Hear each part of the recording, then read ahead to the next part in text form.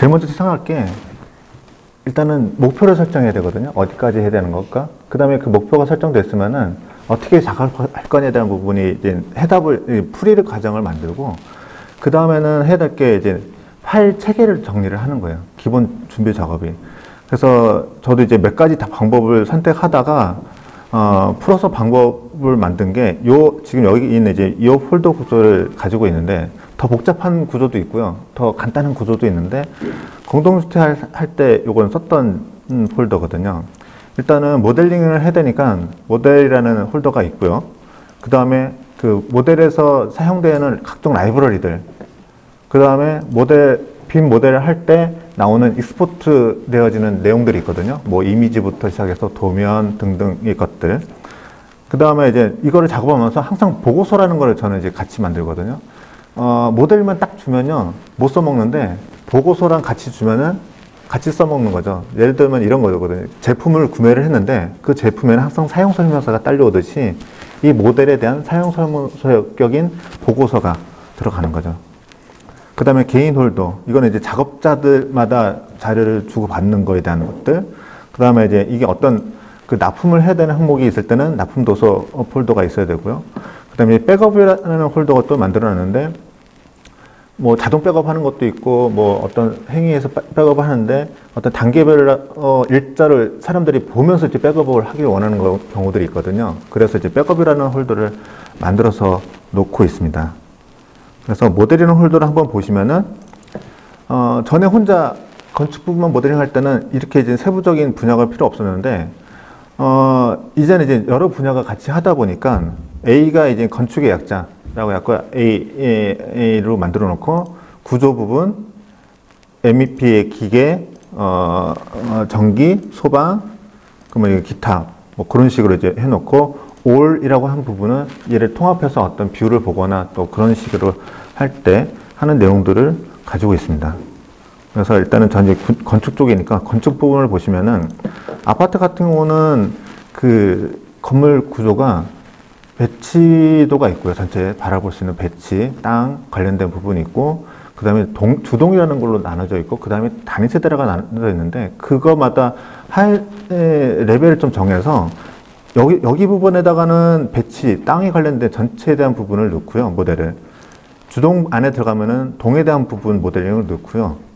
그 동 밑에는 단위 세대가 들어가는 그런 구조로 작업을 하게 되는데, 나중에 이제 하시다 보면은 이 단위 세대를 모델링 한 거를 동에 조합하고 동을 배치에다가 조합하는 방법을 하다 보니까 하이 구조에다가 넣는 게 가장 좋더라고요. 뭐 더 좋은 거는 사실은 같은 평형상상에 넣으면 좋은데 정리가 안 되다 보니까 정리를 하는 방법을 가져가기 위해서 하는 거고요. 여기에 보면은 항상 이제 그 링크라는 부분을 넣는데, 뭐 DWG 파일, 2D 도면을 가지고 계속 작업을 하는 게 아니라면 사실 필요 없는데, 이게 현재 시점에서는 2D 도면을 항상 같이 보면서 작업을 하거든요. 뭐 검토용으로 쓰던 배구 깔고 그리던 하다 보니까 계속 DWG 파일을 링크를 걸어서 쓰는 게 좋고, 관리를 하기 위해서 항상 이걸 두는 거죠. 이렇게 작업을 하면 좋게 만들어 놓은 겁니다. 동에 대한 DWG가 있고 단위시에 대한 DWG가 있고요. 이렇게 하는 식으로 폴더 구조를 만들고요. 그 다음에 이제 폴더 안에 있는 그 파일을 보시면은 파일 이름도 이제 정하는 거예요. 그러니까 정하는 방법이 여러 가지가 있겠지만, 앞에 뭐 프로젝트명을 주고, 요거 같은 거 이제 동 이름이거든요. 715동 뭐 그런 식의 방법을 한다든가, 단위 세대 쪽에 들어가면 84A1 타입 뭐 그런 식으로 이제 타입으로 간다든가, 뭐 그런 식의 이름을 좀 정의를 하고 가는 게 좋고, 그렇게 기록된 거가 레포트의 그 보고서 형태로 가져가 주면 다른 사람이 받아서 작업할 때 편해지는 거죠. 영속성에 대한 부분을 가져가는. 그래서 요즘에 이제 빔 관련된 프로젝트를 진행할 때 보고서류들이 여기는 없는데 활용 보고서라는 게 있고, 뭐 수행 보고서, 결과 보고서, 뭐 진행 보고서, 뭐 보고서 형태로 계속 얘기를 하고 있어요. 중간 과정들을 계속 보여주기 위해서. 예, 내용들은 이제 그런 식으로 돼 있고요. 그러면 이제 레비 파일을 한번 보겠습니다. 이번에는 저는 이제 2013으로 진행을 하고 있는데, 다른 거하고 다르게 레빗 프로그램들은 최신 버전을 쓰시는 게 가장 좋으세요. 너무 빨리 하는 것보다는 조금 한두 달 뒤에 쓰는 최신 버전 정도가 가장 적당하다고 보고요. 저는 이제 한글판을 쓰고 있는데, 한글판, 영문판 상관없습니다. 사실은 상관없는데, 뭐 옛날에는 약간 문제가 있는다고 얘기를 하지만, 제가 봤을 때는 사용자가 작업하기 편한 게 좋습니다. 그래야 가장 효과적인 부분을 가져가고, 나중에 어떤 이제 변환 문제에서 문제가 생길 때는 영문판으로 쓴다든가 한글판을 쓴다든가, 또는 그런 과정을 몇 번 스터디 해보면 답은 나오거든요. 어느 정도. 그렇게 보시면 되고, 자, 그럼 이제 준비를 해야 되니까, 새 파일에서 작업한다고 보고, 새 파일, 새로 작성하기를 하나 열어서,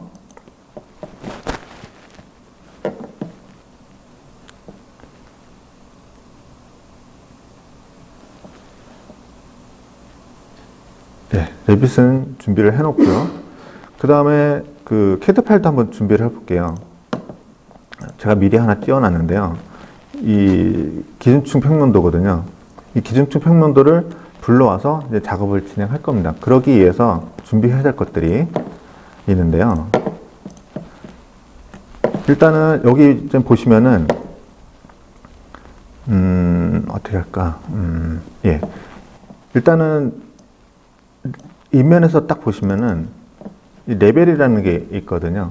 그 레벨과 평면과 인면을 같이 보면서 작업을 해야 되는데, 레벨은 이 층고하고 좀 관련이 있다 보니까 아파트의 단위 세대 부분은 한 층에 대한 부분을 가지고 커버를 하기 때문에 사실 여기서는 지붕까지는 필요 없고 1층, 2층 이름을 좀 다르게 줘야 될 것 같은데, 여기가 아파트 단위 세대 같은 경우는 하부층하고 상부층이라는 표현이 좀 날 것 같습니다. 그러면은 여기를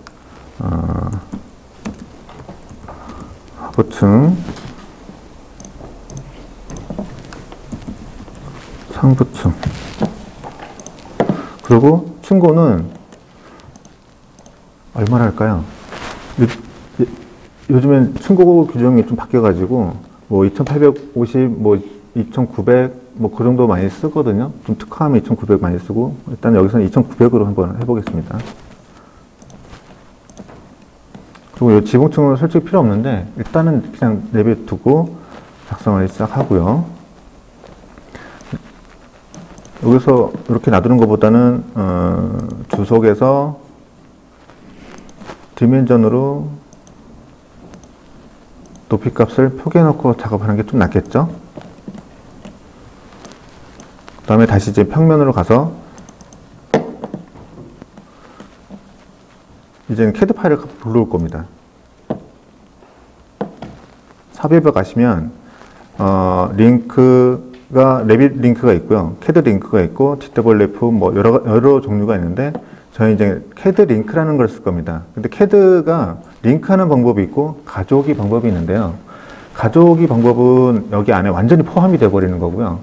링크는 아까 제가 이제 폴더 구조에서 말씀드렸듯이 링크 홀더에다가 만들어 놓고 이제 작업을 하면 캐드 파일이 바뀌었을 때 계속 업 버전이 되거든요.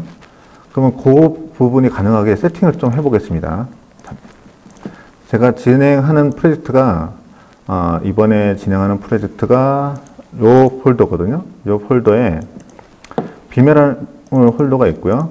아까 잠깐 보여줬던 이런 홀더가 있는데, 이 부분에 모델, 아키텍처, 건축, 약간 다르죠. 그때랑 또 파일, 이 홀더 체계가 약간 바뀌었어요. 제가 또 하다 보니까. 여기다 일단 저장을 하겠습니다. 요거를 저장 누르고,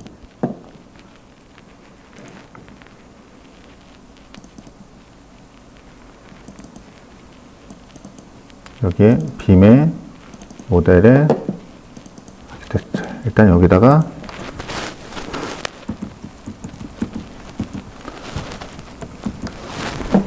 일단 이렇게 해서 저장을 해 놓고요.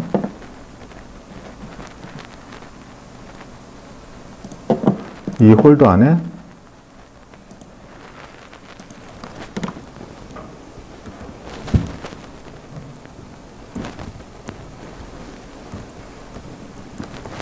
링크 디터블레즈라는 홀더를 하나 만들어 놓고,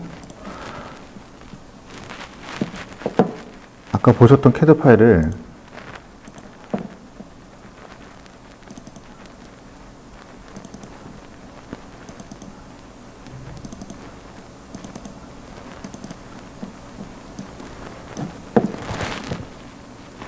볼까?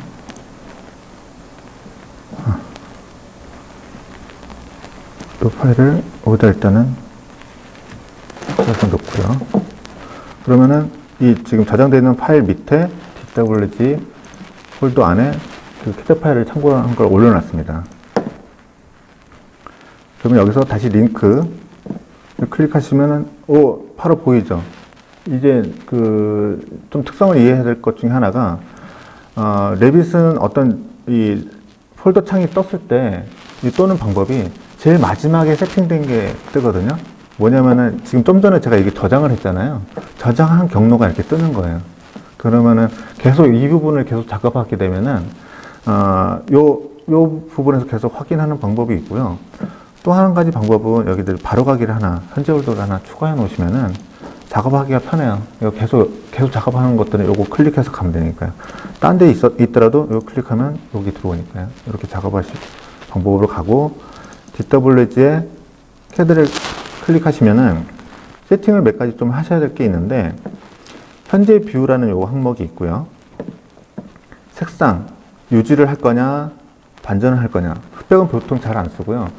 유지를 하거나 반전을 하는데, CAD 같은 경우는 그 검은색 배경에서 작업을 하다 보니까 선이 좀 다르거든요. 하얀 선을 쓰잖아요.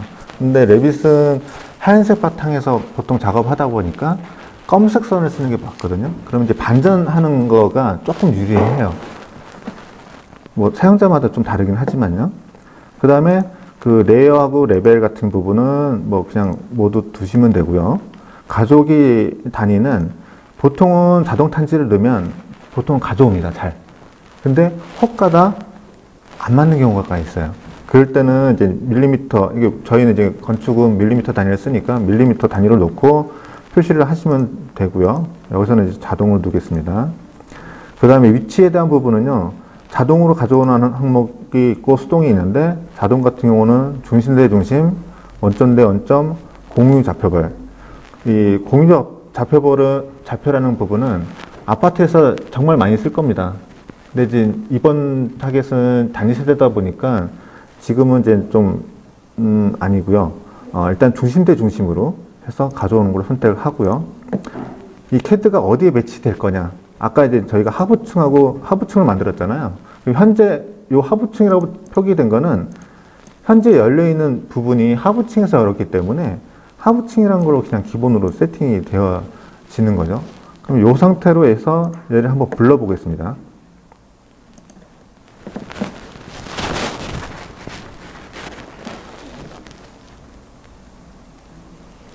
불러보면 딱 중앙에 이제 배열되어 있는 거죠. 중앙이라는 기준을 가져가는 거는 이 옆에 주변에 있는 사물들을 기준으로 중앙에 배치를 하게 되어 있거든요. 그러면 여기서 이제 가져왔는데 볼까요? 아까 CAD 파일 한번 비교를 해보겠습니다.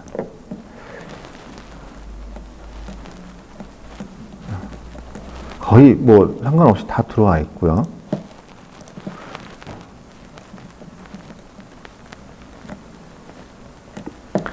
아까 이제 불러올 때 한 가지 옵션 중에 이 현재 뷰만 체크 안 하고 이제 가져왔는데 요 두 가지를 좀 차이를 알려드리면은, 이 CAD 파일이 가져온 게 2D 2층 평면도, 이게 상부층이죠. 상부층에서도 이렇게 보여지기도 하고요. 또는 이 CAD 파일을요, 클릭해보면 여기 베이스 레벨 부분을 하부가 아니라 상부층으로 바꾸면요, 상부층으로 올라와요. 이걸 더 확실하게 보여드리면 3D 뷰에서 얘를 클릭하고 하부층으로 놓으면요, 밑으로 내려가는 거죠. 근데 이걸 지우고서